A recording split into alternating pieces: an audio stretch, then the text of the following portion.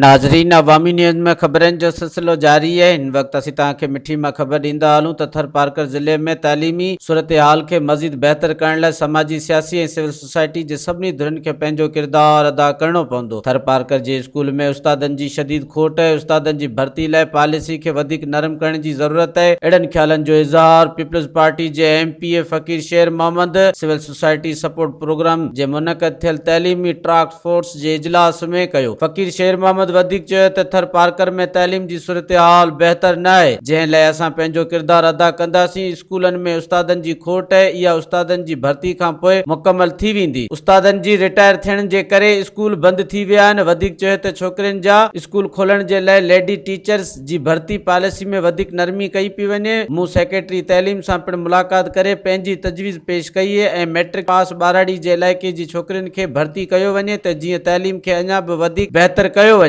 मज़ीद खबरों और तफसीलात के लिए विजिट करें हमारी वेबसाइट www.awamiNewsHD.com।